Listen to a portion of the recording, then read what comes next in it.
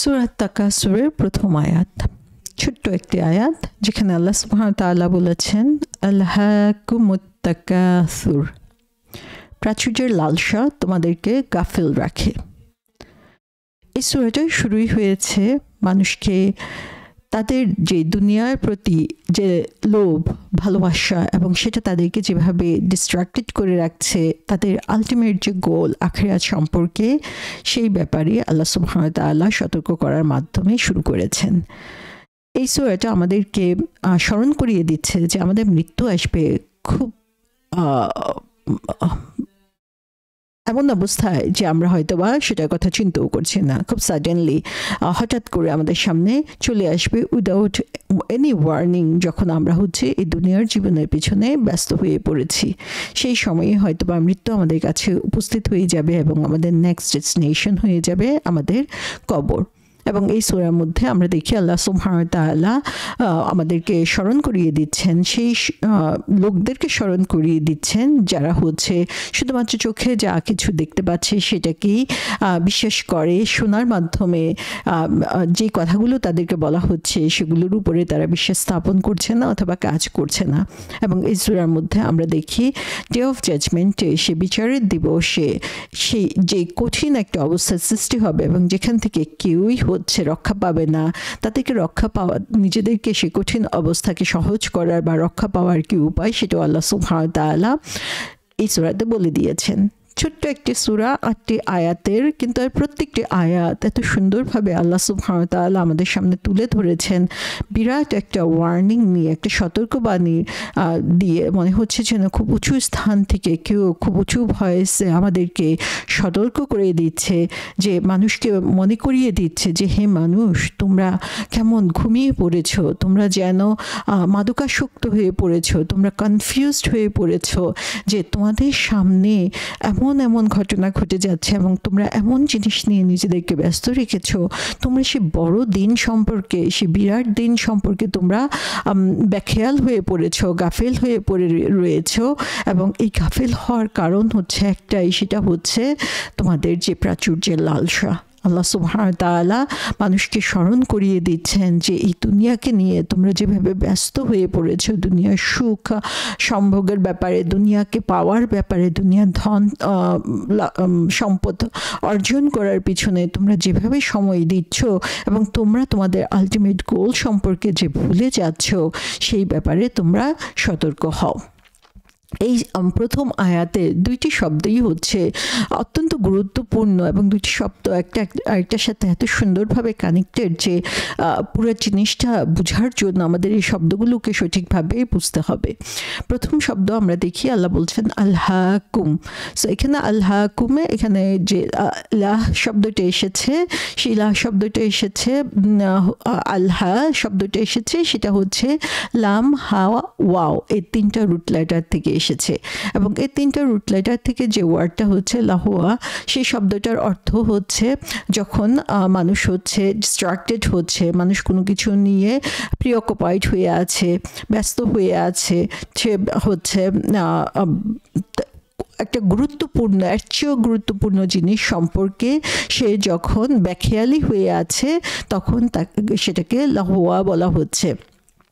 So এখানে লাহুয়া শব্দটা দিয়েই বোঝা যায় যে এটা এমন এক ধরনের বেখেয়াল, যে বেখেয়ালিপনা তার চেয়ে গুরুত্বপূর্ণ জিনিসের ব্যাপারে। সো এটা এমন না যে সাধারণ কোনো জিনিস সম্পর্কে সে বেখেয়াল হয়ে আছে, বরং এমন জিনিস নিয়ে সে অকুপাইড হয়ে আছে, ব্যস্ত হয়ে আছে, যেই জিনিসটার চেয়েও গুরুত্বপূর্ণ জিনিস তার সামনে রয়েছে। যেমন এমন যদি হয় যে আমরা আমাদের কোনো একটা বাস স্টপের মধ্যে আমরা দাঁড়িয়ে আছি বাসের জন্য, এবং বাস আসার সময় হয়ে গিয়েছে, কিন্তু আমি তখন ব্যস্ত আমার ফোনের মধ্যে চ্যাটিং করার জন্য, বাস আমার সামনে দিয়ে এসে চলে গেল।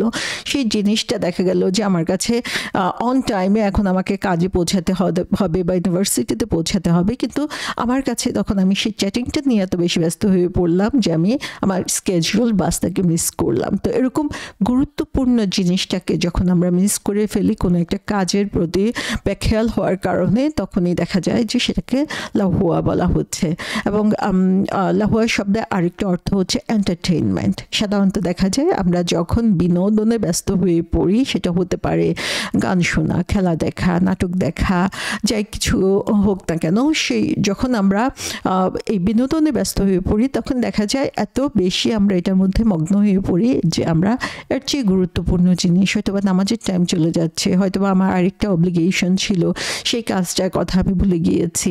সো আরও গুরুত্বপূর্ণ জিনিসকে যখন ভুলিয়ে দেয় তখন সেটাকে লাহুয়া বলা হচ্ছে।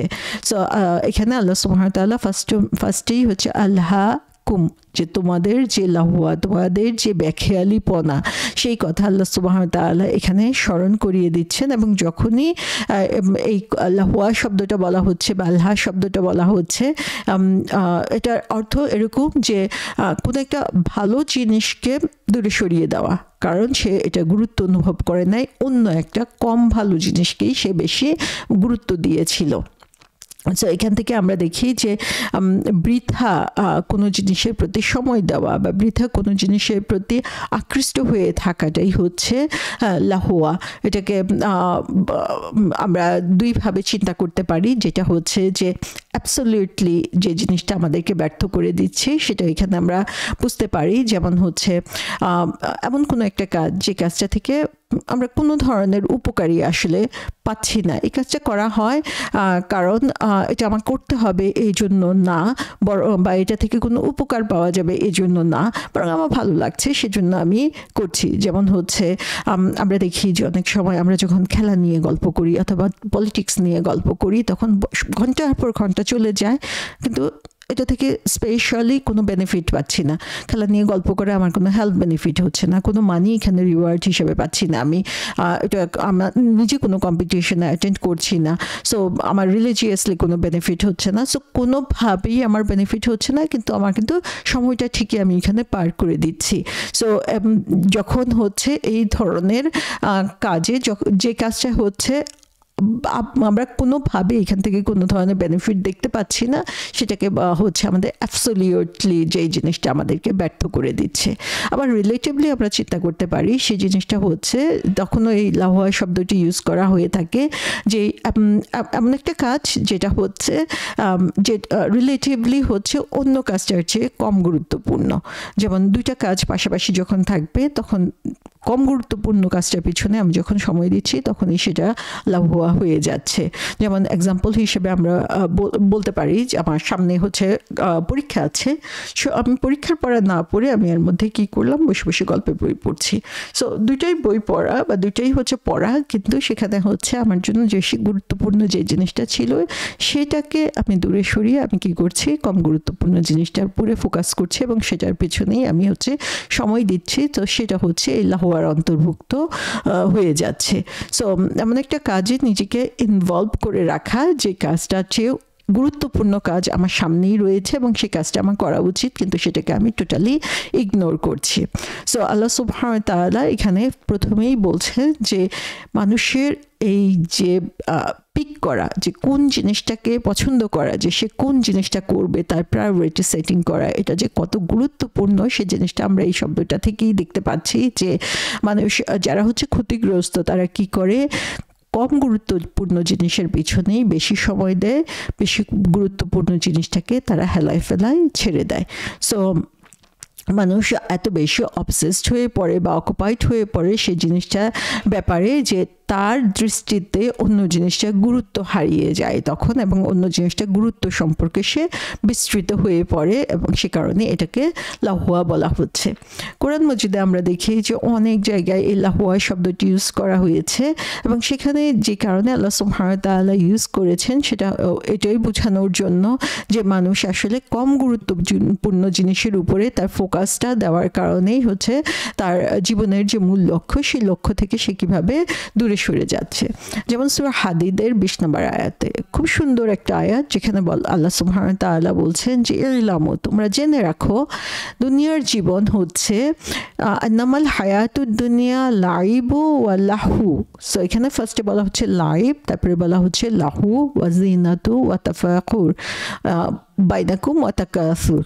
সো এখানে আমরা দেখি আমাদের দুইটা শব্দই এখানে এসেছে ফার্স্ট ওয়ার্ডের ফার্স্ট সেন্টেন্সে, সেটা হচ্ছে একটা হচ্ছে লাহুন আর একটা হচ্ছে তাকাসুর।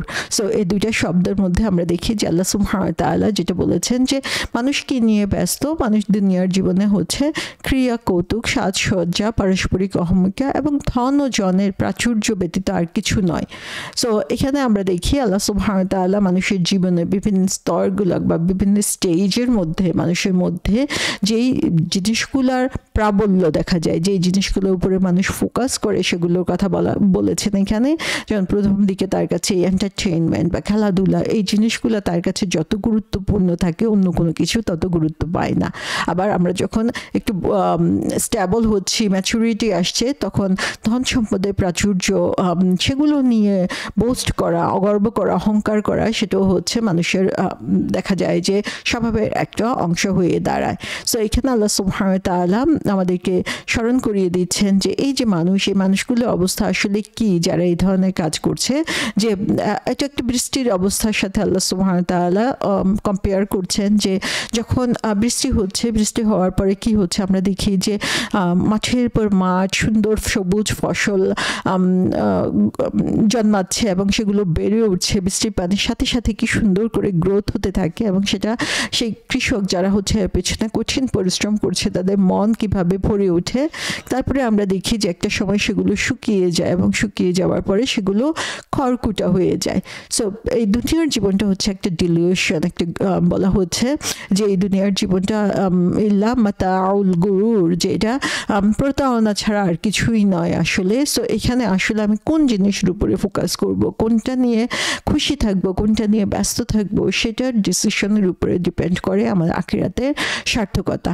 সো আল্লাহ সুবহানাহু ওয়া তাআলা কোরআনে বারবার এই লাহুয়া শব্দটা বলে আমাদেরকে আসলে প্রায়োরিটি সেটিং, আমাদের ফোকাস কোথায় হবে সেটার উপরে আল্লাহ সুবহানাহু ওয়া তাআলা গুরুত্ব দিতে বলছেন। এবং একজন অবিশ্বাসীর সাথে একজন বিশ্বাসীর পার্থক্য কি হবে সেটাও এখান থেকে আসলে বোঝা যায় যে তার জীবনের একটা উদ্দেশ্য থাকবে, তার কাজের একটা উদ্দেশ্য থাকবে, তার সৃষ্টি করার পিছনে যে একটা উদ্দেশ্য রয়েছে সেটার সাথে এই উদ্দেশ্য সামঞ্জস্যপূর্ণ হতে হবে। সেজন্য একজন মুমিনের জীবনে ডিসিপ্লিন থাকতে হবে, স্কেডিউল থাকতে হবে, তার জীবনের প্রায়োরিটি বা গোল আগে থেকে তার ঠিক করে রাখতে হবে যে সে এই গোলের পিছনে এইভাবে কাজ করবে।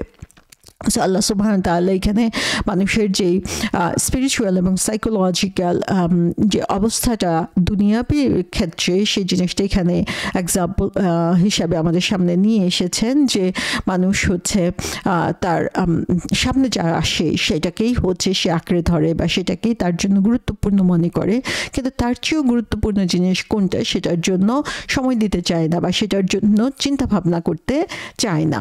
তো আল্লাহ সুবহানাহু ওয়া তাআলা প্রথমেই আমাদেরকে এই ব্যাপারে এখানে সতর্ক করে দিচ্ছেন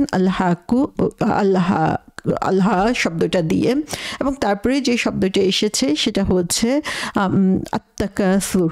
আত্তাকাসুর শব্দটি এসেছে কাসিরা থেকে। কাসিরা শব্দের অর্থ হচ্ছে প্রচুর। সো এখানে আল্লাহ সুবহানাহু ওয়া তাআলা যখন কাসিরা শব্দ থেকে তাকাসুর শব্দটা বলছেন তখন এর তিনটা বেসিক অর্থ আমরা পাই।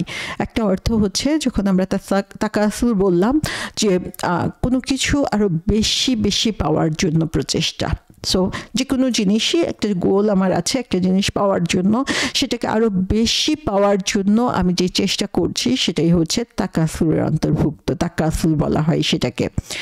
এটা হচ্ছে যা আছে সেটাকে আরো বেশি পাওয়া। সেকেন্ড যে জিনিসটা সেটা হচ্ছে যে শুধু বেশি পাওয়াটাই আমার টার্গেট না, বরং এই বেশি পাওয়াটাই হচ্ছে আমার প্রতিযোগিতার একটা উদ্দেশ্য, যে আমি অন্যের সাথে এই প্রতিযোগিতার উদ্দেশ্যে এই বেশি করে পাওয়ার জন্য চেষ্টা করছি। সো একটা হচ্ছে নিজের জিনিস বাড়ানো, সেকেন্ড জিনিসটা হচ্ছে নিজের জিনিস বাড়ানোর উদ্দেশ্যটা কি, সেটা হচ্ছে অন্যের সাথে কম্পিট করা, অন্যের সাথে প্রতিযোগিতা করা। যে আমার বাড়ি আছে একটা, আমি আরও 2টা 3টা 4টা বাড়ি কিনলাম, এটা হচ্ছে আরও বেশি পাওয়ার যে ইচ্ছা আমার সেটা যে তাকাসুর।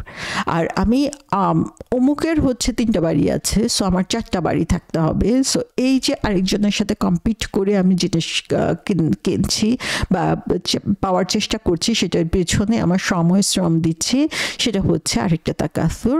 এবং থার্ড যে জিনিসটা সেটা হচ্ছে যে শুধুমাত্র প্রতিযোগিতা করা না, বরং সেটা নিয়ে অন্যদের সাথে অহংকার প্রদর্শন করা, অন্যদের কাছে এটা বলে বেড়ানো যে আমার এত প্রচুর জিনিস রয়েছে, সেই জিনিসটাও হচ্ছে এই তাকাসুরের অন্তর্ভুক্ত। সো ইট ডাজন্ট ম্যাটার যে তার আসলে কতটুকু রয়েছে, বরং যা আছে সেখান থেকেই সে যখন বেশি পাওয়ার জন্য ক্রমান্বয়ে চেষ্টা চালাতে থাকে, কন্টিনিউয়াসলি সে এটার জন্য এফোর্ট দিতে থাকে, এবং সেটা উদ্দেশ্য হতে পারে যে তার নিজের জন্য, অথবা উদ্দেশ্য হতে পারে অন্যের সাথে প্রতিযোগিতা করার জন্য, অথবা উদ্দেশ্য হতে পারে যে অন্যকে বলে বেড়ানোর জন্য বা নিজের যে শ্রেষ্ঠত্ব সেটাকে প্রকাশ করার জন্য, তখন অন্যকে ছোট করার জন্য যখন এই কাজটা করা হয় তখন হচ্ছে সেটাকে তাকাসুর বলা হয়। যে আমরা অনেক সময় দেখি যে দাওয়াতে যে সে 5টা ডিশ করেছে, সো আমাকে হচ্ছে 6টা ডিশ করতে হবে, আমাকে 10টা ডিশ করতে হবে। তো এই ছোটোখাটো জিনিসগুলো কিন্তু তাকাসুরের অন্তর্ভুক্ত। অথবা আমরা ভালো জিনিসের মধ্যেও আসলে অনেক সময় এর তাকাসুর করে থাকি, যে আমার বই আছে, আমার 10টা বই আছে, আমি চাই আরও বই বাড়াতে, 15টা বই, এবং তারপরে আমি চিন্তা করলাম যে অমুকের একটা লাইব্রেরি আছে, ওমরের একটা আলমারি বই আছে, আমার 2টা আলমারি বই হতে হবে, এবং সেটা আবার আমি মানুষের সাথে বলে বেড়াচ্ছি। সো বইটা হচ্ছে খুবই নির্দোষ একটা জিনিস, কিন্তু আমার যে অ্যাকশন সেটাই হচ্ছে এই কাজটাকে তাকাসুরের পর্যায়ে নিয়ে যাচ্ছে। সো আমরা দেখি যে এই দুনিয়াতে আসলে মানুষের মধ্যে তাকাসুর আধিক্যের যে প্রাবল্য বা সেটার যে পাওয়ার যে ইচ্ছা, সেটা হচ্ছে অনেক অনেক বেশি। যেমন বেশি পাওয়ার আকাঙ্ক্ষা, যে আমার 1 লাখ টাকা আছে ব্যাংকে, আমার এখন 2 লাখ টাকা লাগবে, 5 লাখ টাকা লাগবে, 10 লাখ টাকা লাগবে। আমার একটা গাড়ি আছে, না আমাকে হচ্ছে এর চেয়েও ভালো আরেকটা গাড়ি কিনতে হবে, অথবা আমার 2টা গাড়ি লাগবে, আমার একটা বাড়ি আছে অলরেডি, আমার এর চেয়ে বড় আরেকটা বাড়ি কিনতে হবে। সো এই যে বেশি পাওয়ার আকাঙ্ক্ষা, সেটা হচ্ছে তাকাসুর। আবার কম্পিট করার কথা যখন আমরা চিন্তা করি, সেটা হচ্ছে যে তাই সে যেই জবটা করছে সেই জবের চেয়েও আমার আরেকটা ভালো জব লাগবে, যে তার ভালো জব আছে তো কি হয়েছে, আমি এর চেয়ে বেশি জব, এর চেয়েও ভালো জব পেতে চাই। অথবা আমরা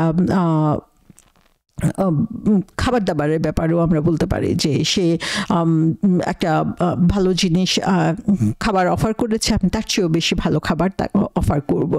এবং এগুলোর মধ্যে তার যে জিনিসটা সেটা হচ্ছে যে টেকিং প্রাইড, অহংকারের জন্য, গর্ব প্রকাশের জন্য যখন সে এটা করে, যে আমি একজন একটা বাড়ি কিনেছে, এখন আমি বাকিদেরকে আবার আমি নতুন একটা বাড়ি কিনে তাদেরকে নিয়ে আসলাম এবং তাদেরকে দেখাতে থাকলাম যে হ্যাঁ অমুকের এটার চেয়ে আমার এটা এদিক থেকে ভালো, এদিক থেকে বড়, এদিক থেকে বেশি সুন্দর। সো আমাদের শাড়ি, গয়নাগাটি, এগুলোর ব্যাপারেও আমরা দেখি যে একজনের থেকে আরেকজন প্রতিযোগিতা করা, যে আমার আছে সেখান থেকে আমি আরও বাড়াতে চাচ্ছি, এবং অন্যদেরকে দেখিয়ে বেড়ানো যে তার চেয়ে আমার অলংকার, তার চেয়ে আমার শাড়ি, তার চেয়ে আমার ড্রেস আরও কত বেটার, আরও কত ভালো, আরও কত দামি, সেগুলো প্রকাশ করা। এবং তাকাসুরের অবস্থাটা হচ্ছে এরকম যে তার স্বভাবের মধ্যে এই জিনিসটা চলে আসে, এবং তখন সে হচ্ছে আরও বেশি চাওয়ার প্রতি তার সমস্ত টার্গেট তখন থাকে, এবং তখন অন্য কোনো জিনিস, অন্য কোনো কিছু তার কাছে আর গুরুত্বপূর্ণ হয় না। সো আর্টিফিশিয়াল একটা স্ট্যান্ডার্ড আমরা দাঁড় করিয়ে নিই, এবং সেই স্ট্যান্ডার্ডটাকে আরও বাড়াতে থাকি। এবং তখন এই তাকাসুর শব্দটা, যে কাসিরা থেকে যখন তাকাসুর হচ্ছে, যে শব্দটা যেভাবে লেখা হচ্ছে তা দিয়ে আগে, সে এর মাধ্যমেই হচ্ছে 2টা জিনিস এখান থেকে প্রকাশ পেয়ে যায়। একটা হচ্ছে যে এটা একজনের পক্ষে কখনো সম্ভব হয় না, এখানে মোর দেন ওয়ান পিপল ইনভলভড, যে এই যে অহংকার করা, কম্পিট করা, বোস্টিং করা, অন্যের চেয়ে বেশি নিজের করা। সো এর মধ্যে স্বাভাবিকভাবেই হচ্ছে কিছু মানুষ ইনভলভড হয়ে যায়, যে তাদের মধ্যে এই প্রতিযোগিতাটা চলতে থাকে, এবং এভরিওয়ান শেয়ারস ইট, প্রত্যেকের মধ্যে এই ধরনের চেতনা বা এই ধরনের যে কাজ, সেগুলো তারা শো করতে থাকে।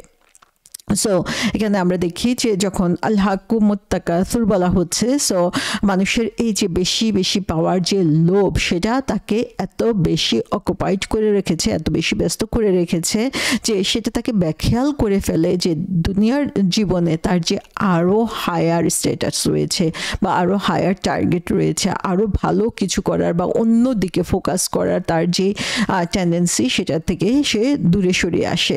এবং আল্লাহ সুবহানাহু ওয়া তাআলা এখানে আমাদেরকে স্মরণ করিয়ে দিচ্ছেন যে এর মাধ্যমে বেশি বেশি পাওয়ার আকাঙ্ক্ষাটা, এই যে একজন আরেকজনের সাথে কম্পিট করা এবং কম গুরুত্বপূর্ণ জিনিসের উপরে এমনভাবে ফোকাস করা যে এর চেয়ে বেশি গুরুত্বপূর্ণ জিনিসটা তার জীবন থেকে হারিয়ে যাচ্ছে অথবা সেটার উপরে তার ফোকাস কমে যাচ্ছে, এই জিনিসটা যে আমাদের জন্য কত ক্ষতিকর সেটা আল্লাহ সুবহানাহু ওয়া তাআলা এখানে তুলে ধরেছেন। এখানে বয়স, গোত্র, দেশ এটা কোনো ব্যাপারই না। এটা যে কোনো দেশে যে কোনো মানুষের জন্য, যে কোনো বয়সের মানুষের মধ্যে এটা দেখা যেতে পারে যে দুনিয়ার জিনিসের প্রতি এত বেশি মানুষ আকৃষ্ট হয়ে পড়ে।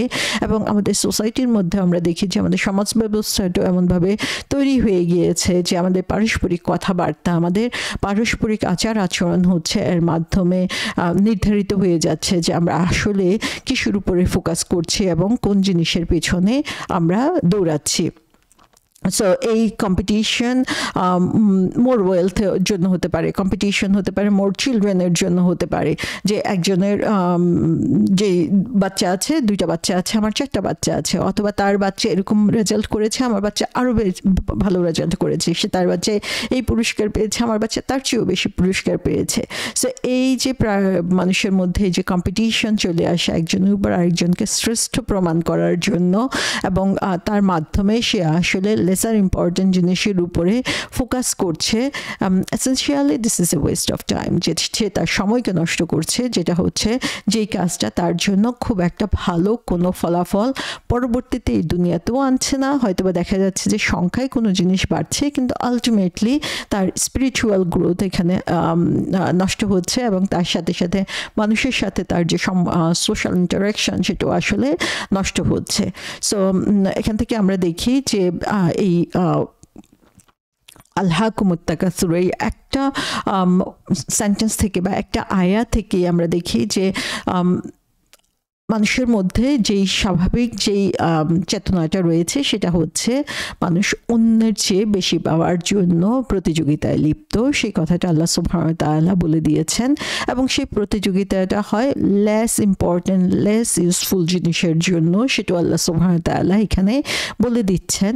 সাথে সাথে মানুষ কেন এই কাজগুলো করছে সেটা হচ্ছে অন্যকে প্রদর্শনের ইচ্ছায় তারা এই কাজটা করছে, রিয়া অথবা শোয়িং অফটা এখানে চলে এসেছে, অথবা তার মধ্যে হচ্ছে এক ধরনের অবসেশন কাজ করে বেশি বেশি পাওয়ার জন্য, যেটা আসলে নিজেকেই তাকে ক্ষতিগ্রস্ত করে ফেলছে। কারণ এই ধরনের মানুষ কখনো আসলে মনে করে না যে তার এনাফ আছে, সে মনে করে না যে এটাই তার জন্য যথেষ্ট, বরং সে নিজের উপরে নিজে যেমন প্রেশার ক্রিয়েট করতে থাকে, তার ফ্যামিলিও তার উপর প্রেশার ক্রিয়েট করতে থাকে আরও বেশি কম্পিট করার জন্য। সো তার দৃষ্টিতে যে জিনিসটা গুরুত্বপূর্ণ মনে হচ্ছে এখন, আসলে তার চেয়ে গুরুত্বপূর্ণ জিনিস তার জন্য রয়েছে, এবং সেটার ব্যাপারে তারা কম্পিট করতে থাকে। সো আল্লাহ সুবহানাহু ওয়া তাআলা এখানে আমাদেরকে স্মরণ করিয়ে দিচ্ছেন যে এর আল্লাহকুমুত তাকাসুর যে কিসের ব্যাপারে, আল্লাহ সুবহানাহু ওয়া তাআলা কিন্তু বলে নাই যে কিসের ব্যাপারে এই প্রতিযোগিতা, কিসের ব্যাপারে এই অহংকার, কিসের ব্যাপারে এই প্রদর্শন ইচ্ছা। আল্লাহ সুবহানাহু ওয়া তাআলা এটাকে ওপেন রেখেছেন, তার মানে হচ্ছে এটা যে কোনো জিনিসের জন্য প্রযোজ্য। যখনই আমাদের মধ্যে এই ধরনের মানসিকতা চলে আসবে, তখনই সেই ব্যাপারে আমাদেরকে সতর্ক হতে হবে। অনেক সময় দেখা যায় ইবাদতের ক্ষেত্রেও আমাদের এই ধরনের অ্যাটিটিউড চলে আসতে পারে, যেটা আমাদের জন্য ধ্বংসের কারণ হতে পারে বা ক্ষতির কারণ হতে পারে। সো যে কোনো ব্যাপারের জন্যই এই জিনিসটা অ্যাপ্লিকেবল হতে পারে, এবং সেই বেশি পাওয়ার আকাঙ্ক্ষা মানুষকে হচ্ছে কিভাবে ক্ষতিগ্রস্ত করছে সেটা আমরা পরবর্তী আয়াতগুলোর মধ্যে আমরা দেখব। এবং কোনো জিনিস পাওয়ার আকাঙ্ক্ষাটা খারাপ না, কিন্তু তার মানে সেটার উপরেই আমরা যদি অবসেসড হয়ে পড়ি কিন্তু এবং সেটার চেয়ে ইম্পর্টেন্ট জিনিসের উপরে আমরা যদি ফোকাস হারিয়ে ফেলি তখনই সেটা হচ্ছে আমাদের জন্য ক্ষতির কারণ হয়ে পড়ে। এখানে আমরা দেখি যে ইবনে আব্বাস রাদিয়াল্লাহু আনহু বলেছেন যে এই তাকাসুর শব্দটা কাসরা থেকে এসেছে এবং যার অর্থই হচ্ছে যে অনেক বেশি সম্পদ বোঝানোর জন্য। এবং কাতাদা রহমতুল্লাহ আলাইহি বলেছেন যে এই শব্দটার মাধ্যমে যে অর্থটা প্রকাশ পায় সেটা হচ্ছে দুনিয়াবি জিনিসকে প্রচুর পরিমাণে পাওয়ার জন্য যে অহংকার প্রকাশ করা হয় সেটা এখানে চলে এসেছে। ইবনে আব্বাস রাদিয়াল্লাহু আনহু থেকে বর্ণিত আছে যে রাসূল সাল্লাল্লাহু আলাইহি সাল্লাম এই আয়াতটা যখন পড়েছেন তখন তিনি এর ব্যাখ্যা করেছেন এভাবে যে মানুষ সম্পদ অর্জন করে কিন্তু এর সম্পদের মাধ্যমে তার উপরে যে অব্লিগেশন রয়েছে সেই অব্লিগেশনগুলো বা তার উপরে যে দায়িত্ব রয়েছে সেই দায়িত্বগুলো যখন সে পালন করে না তখন সে এই আয়াতটা তার জন্য প্রযোজ্য হয়ে পড়ে। সো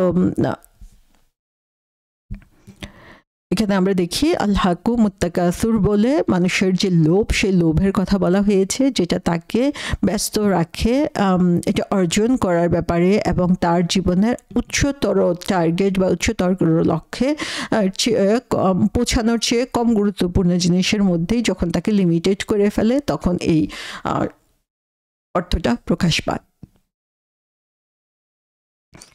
সো এই সেন্টেন্সের মাধ্যমে আল্লাহ সুবহানাহু ওয়া তাআলা মানুষের যে বেখেয়ালিপনা অথবা হিডলেসনেস সেটাকে আল্লাহ সুবহানাহু ওয়া তাআলা এখানে অ্যাড্রেস করেছেন, ফোকাস করেছেন এবং এর এক্সটেন্সিভ মিনিংটা আমাদেরকে বুঝতে হবে যে আল্লাহ সুবহানাহু ওয়া তাআলা কোন ধরনের মানুষের জন্য এবং কতটুকু এটার জন্য আল্লাহ সুবহানাহু ওয়া তাআলা আমাদের জন্য জায়েজ করেছেন বা আমরা কতটুকু সম্পদ অর্জন করতে পারবো, কতটুকু দুনিয়াবি জিনিস অর্জন করতে পারবো সেই ব্যাপারেও আমাদেরকে সচেতন হতে হবে। যেমন বুখারী শরীফের হাদিসে এসেছে যে রাসূল সাল্লাল্লাহু আলাইহি ওয়াসাল্লাম বলেছেন আদম সন্তানকে যদি এক উপত্যকা ভর্তি স্বর্ণ দেওয়া হয় তাহলে সে 2টা উপত্যকা চাইবে, কারণ তার মুখ হচ্ছে বালি ছাড়া বা ধুলো ছাড়া কোনো কিছু দিয়েই ভর্তি হয় না এবং আল্লাহ সুবহানাহু ওয়া তাআলা তাকেই ক্ষমা করেন যে হচ্ছে তওবা করে। তো এখানে আমরা দেখি যে মানুষের যে স্বাভাবিক যে ধর্ম স্বভাব ধর্ম সেটাই হচ্ছে যে আরো বেশি বেশি পাওয়ার চেষ্টা করা এবং সেটা থেকে পরিত্রাণের উপায়কে আল্লাহ সুবহানাহু ওয়া তাআলা বলছেন যে যখনই তুমি রিয়েলাইজ করবা তখনই তওবা করে আল্লাহর কাছে ফিরে আসবা। তো এখানে আমরা দেখি যে আল হাকুম মুত্তাকাসিরের যে অর্থটা সেটা এই হাদিসের মাধ্যমে সুন্দরভাবে আল্লাহ সুবহানাহু ওয়া তাআলা রাসূল সাল্লাল্লাহু আলাইহি ওয়াসাল্লাম এখানে প্রকাশ করছেন। এবং আরেকটা হাদিসে এসেছে যেখানে কোরআনে এসেছে সূরা আল মুনাফিকুনে বলা হয়েছে যে মুমিনগণ তোমাদের ধন সম্পদ ও সন্তান সন্ততি যেন তোমাদেরকে আল্লাহ স্মরণ থেকে গাফেল না করে, যারা এই কারণে গাফেল হয় তারাই তো ক্ষতিগ্রস্ত। সো লা তুলহিকুম, সো এই যে তুলহি এই জিনিসটা এই শব্দটাও এসেছে হচ্ছে লাহুয়া থেকে, তাহলে এখানে আমাদেরকে গাফেল করার যে বিষয় সেটা বলা হচ্ছে যে আমাদের ধন সম্পদ এবং সন্তান সন্ততি। সো এগুলোর ব্যাপারেও আমাদেরকে সচেতন হতে হবে যে আমরা এগুলোকে কিভাবে অহংকারের বিষয়ে পরিণত করি এবং কিভাবে এই জিনিসগুলো আমাদেরকে গাফেল করে নেয়। সো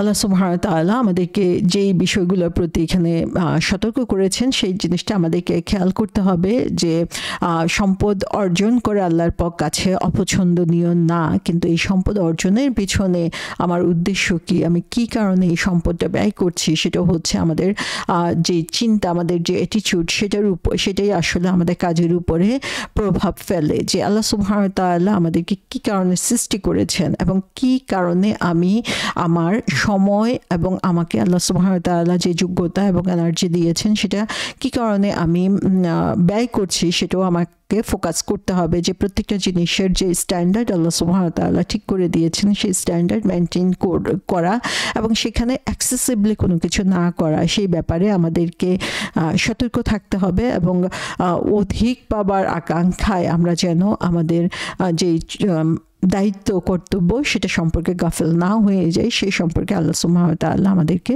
সচেতন করে দিচ্ছেন।